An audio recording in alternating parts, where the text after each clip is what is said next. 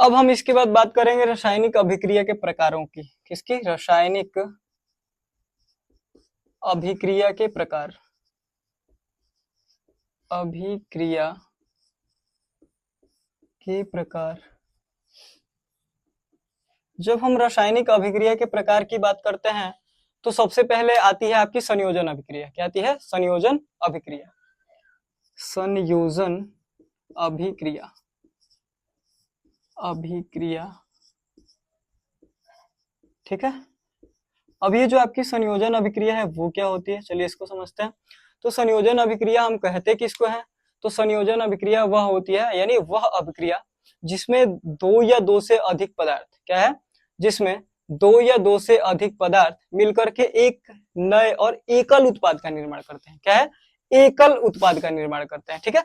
दो या दो से अधिक पदार्थ मिलकर के एक नए और एकल पदार्थ का निर्माण करते हैं, यानी उसमें जो उत्पाद होता है वो एकल होता है, ठीक है। यानी उसका कोई भी सह उत्पाद नहीं होता है, यानी उत्पाद की संख्या कितनी होती है? एक होती है, ठीक है। इसके उदाहरण की अगर हम बात करें, चाहे हम इसको लिख लेते हैं, तो वह अभिक्रिया क्या है? वह अभिक्रिया, वह अभिक्रिया जिसमें दो या दो से अधिक पदार्थ, दो या दो से अधिक पदार्थ मिलकर के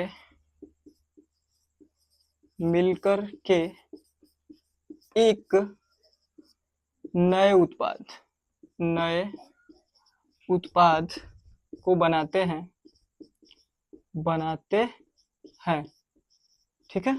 और यह जो उत्पाद होता है वो क्या होता है? एकल ही होता है, यानी इसका कोई सह उत्पाद नहीं हो, एकल उत्पाद बनाते हैं। क्या होता है? एकल उत्पाद, सह उत्पाद नहीं होता है, इसमें सह उत्पाद नहीं होता है, ठीक है। अगर हम इसकी इक्वेशन की बात करें तो इक्वेशन हम क्या लिख सकते हैं? तो ध्यान दीजिए, NH3 क्या है? NH3 plus HCl change to क्या बन रहा है? NH4Cl। देखिए यह अमोनिया और हाइड्रोक्लोरिक अम्ल मिलके क्या बना रहा है? NH4Cl, यानी इसको हम बोलते हैं नौसादर। क्या बोलते हैं? नौसादर, ठीक है। क्या बोलते हैं? नौसादर। यानी इधर क्या है? अमोनिया, और यह क्या है? तो हाइड्रोक्लोरिक अम्ल क्या मिलके बना है? तो NH4Cl, यानी हम इसको क्या बोलते हैं? नौसादर। अब इधर दो उत्पाद अभिकारक है। क्या है? एक अमोनिया अभिकारक है और एक क्या है? हाइड्रोक्लोरिक अम्ल। और इधर क्या बना है? तो एक ही बना है, जिसको हम एकल उत्पाद बोलते हैं। क्या है एकल उत्पाद? तो आपका ये है क्या? तो NH4Cl, यानी जिसका क्या नाम है? तो नौसादर है, ठीक है। या हम इसको कैसे समझ सकते हैं, इसके लिए मैंने एक ट्रिक बनाई है, चलिए उसको समझते हैं, ठीक है। अब ये जो ट्रिक होती है उसको हम कैसे समझेंगे, चलिए मैं आपको बताता हूँ।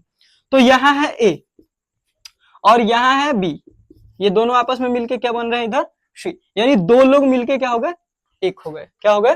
दो लोग मिलके एक हो गए। यानी इधर हमने एक अमोनिया को लिया और इधर इसको किसको लिया?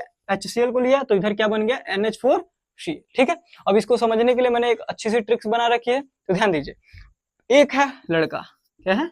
लड़का। एक है लड़की। आज के टाइम पे कलयुग में, या आजकल जो ये नया नया खून है उसमें बच्चे बहुत सारे वो मेरी है, वो मेरा है, ये सब देखने को मिलता है, ठीक है। तो मैं ये कहता हूँ इसको समझाने के लिए कि ये लोग आपस में मिल गए। क्या मिल गए? तो ये हो गया, जैसे कहते हैं ना कि दो जिस्म एक जान हम लोग बन गए। क्या बन गए? दो जिस्म है लेकिन एक जान बन गए हैं। कौन? तो ये और ये मिलके क्या बना दिए? तो C। यानी वह अभिक्रिया जिसमें क्या है? दो या दो से अधिक पदार्थ मिल करके आपस में क्या बनाते हैं? तो एकल नए उत्पाद, यानी दोनों मिलके क्या हो जाते हैं? एक हो जाते हैं, ठीक है। ये दो अलग अलग चीजें हैं। मान लीजिए इधर अमोनिया है, इधर क्या है? हाइड्रोक्लोरिक अम्ल। दोनों मिल गए तो क्या बन गया? NH4Cl, यानी जिसको हम आम भाषा में अमोनियम क्लोराइड बोलते हैं या नौसादर बोलते हैं। तो इसको याद रखिएगा, दो जिस्म एक जान। क्या है? दो जिस्म एक जान, ठीक है। कोई दिक्कत? चलिए अब है वियोजन अभिक्रिया। क्या है? वियोजन अभिक्रिया। वियोजन अभिक्रिया, ठीक है। अब वियोजन का मतलब क्या होता है? टूटना। क्या होता है इसका मतलब? टूटना। अब ये टूटेगी कब चीजें? टूटना। क्या होता है? टूटना, ठीक है। अब ये टूटेगा कब? तो अब देखो इस अभिक्रिया को मैं बहुत ही मजेदार तरीके से आपको समझाऊंगा, ठीक है।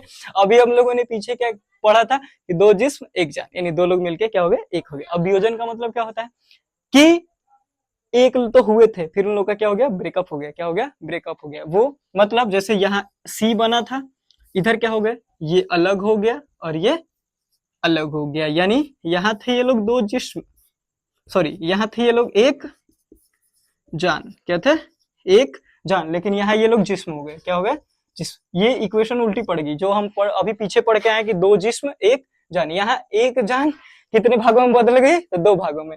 कितने भागों में, यानी यहाँ पे कोई तीसरा आ गया। कौन आया, तो चलिए उसको भी समझेंगे। यानी ये लोग दोनों के दोनों क्या हो गए, अलग हो गए। यानी इन लोग का क्या हो गया, तो हम कह सकते हैं ब्रेकअप हो गया। ठीक है, कैसे हुआ चलिए समझते हैं। अब मैं जब वियोजन की बात करता हूं तो हम बोलते हैं कि एक जो पदार्थ होता है किसी बाहरी, यानी किसी बाहरी, यानी हम कह सकते हैं किसी तीसरे की वजह से ये दोनों क्या हो गए, अलग हो गए। हो गए, तो वो तीसरा क्या क्या हो सकता है, तो पहला होता है उष्मा। क्या होता है, उष्मा। ठीक है, यानी जब कोई भी यौगिक या कोई भी पदार्थ ऊष्मा की वजह से अपने या दो भागों में टूट जाए, या दो से अधिक भागों में क्या हो जाए, टूट जाए, तो हम उसको क्या कहते हैं, उष्मीय वियोजन या उष्मा वियोजन कहते हैं। यानी वो जो तीसरा आया इन लोगों की जिंदगी में, किन लोगों की जिंदगी में, जो दो जिस्म और एक जान कह रहे थे, उन लोग की जिंदगी में कौन तीसरा आ गया, तो सबसे पहले आता है उष्मा। ठीक है, दूसरी आती है विद्युत। क्या आती है, विद्युत। क्या आती है, विद्युत वियोजन। ठीक है, यानी विद्युत की वजह से जब ये लोग अलग हो जाते हैं तो उसको हम क्या बोलते हैं, विद्युत वियोजन। ठीक है, तीसरा आता है प्रकाश वियोजन। क्या आता है, प्रकाश वियोजन। ठीक है, यानी मैंने आपको कैसे समझाया, तो जो लोग भी जो दो लोग थे वो क्या थे, तो दो जिस्म एक जान बने हुए थे, लेकिन किसकी वजह से, तो बाहरी कोई तीसरा इंसान आता है तो हमारे रिश्तों में क्या होती है, खटक उत्पन्न होती है। वैसे ही आपकी जो रिएक्शंस होती हैं, जो वियोजन अभिक्रिया है, इसमें क्या होता है, तो जब जो भी कोई भी तत्व होता है या कोई भी यौगिक होता है तो वो दो भागों में या दो से अधिक भागों में टूटने लगता है। किन किन लोगों की वजह से, तो उष्मा। यानी तीसरा कौन आया, उष्मा। उसके बाद तीसरा कौन है, विद्युत। उसके बाद क्या है, प्रकाश आया। उष्मीय वियोजन, या इसको हम वियोजन अभिक्रिया को हम कभी कभी अपघटन अभिक्रिया भी कहते हैं। अपघटन, अपघटन अभिक्रिया। ठीक है, तो सबसे पहले क्या था, उष्मीय अपघटन। उष्मीय अपघटन, अपघटन, जब चीजें उष्मा की वजह से अलग हो जाती हैं तो क्या कहते हैं हम उसे, उष्मीय अपघटन। चलिए, उष्मीय अपघटन क्या पढ़ेंगे हम लोग, उष्मीय अपघटन। ठीक है, जब कोई भी यौगिक ऊष्मा की वजह से क्या होता है, दो यौगिकों या दो तत्वों में टूट जाता है तो हम उसे क्या कहते हैं, उष्मीय अपघटन। उष्मीय अपघटन देखिए इसका उदाहरण क्या हो सकता है, तो CaCO3 क्या कर रहे हैं हम, CaCO3 को गर्म कर रहे हैं। क्या कर रहे हैं, गर्म या उष्मा लिख लीजिएगा यहाँ। ठीक है, तो बन किस क्या बन रहा है, कैल्शियम ऑक्साइड और प्लस CO2 गैस। ये क्या है, calcium, calcium oxide, oxide plus CO2 यानी कार्बन डाइऑक्साइड। इसको तो आप समझते, ये है कैल्शियम कार्बोनेट। ठीक है, अब उसके बाद दूसरा मैंने क्या कारक बताया था, तो जो दूसरा कारक है चलिए उसको भी समझ लेते हैं।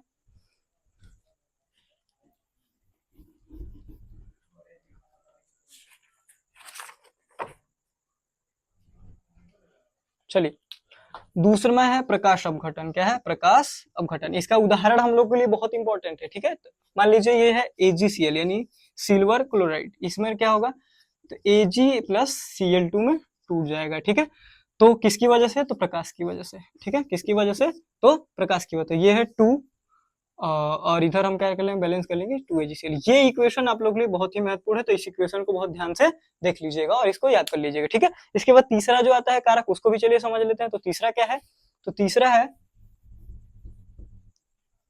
प्रकाश अपघटन हो गया। इसके बाद होता है विद्युत अपघटन। क्या होता है, विद्युत अपघटन। अब विद्युत अपघटन को हम जल से समझ लेते हैं, H2O चेंज टू क्या है, विद्युत अपघटन। विद्युत की वजह से किसमें, तो H2 में और प्लस O2 में। ये हो जाएगा 2H2 और यहाँ पे हो जाएगा 2। ठीक है, ये हम बैलेंसिंग कर लेते हैं। यानी ये तीसरी हमारी क्या थी, तो वियोजन अभिक्रिया। अब ये वियोजन कितने प्रकार से हो सकता है, तो प्रकाश की वजह से, और उसके बाद विद्युत की वजह से, और एक था प्रकाश हो गया, विद्युत हो गया, और तीसरा क्या था, तो किसकी वजह से, प्रकाश, विद्युत और ऊष्मा की वजह से। ठीक है, यानी हम वियोजन कितने प्रकार के पढ़ चुके हैं या कितने प्रकार से होता है, तो विद्युत, प्रकाश और ऊष्मा की वजह से। ठीक है, आशा करता हूँ कि ये वीडियो आपको बहुत अच्छी लगी हो। ठीक है, अगर आपको वीडियो अच्छी लगी तो हमारे चैनल को सब्सक्राइब करें, लाइक करें, शेयर करें। ठीक है, अपने दोस्तों तक।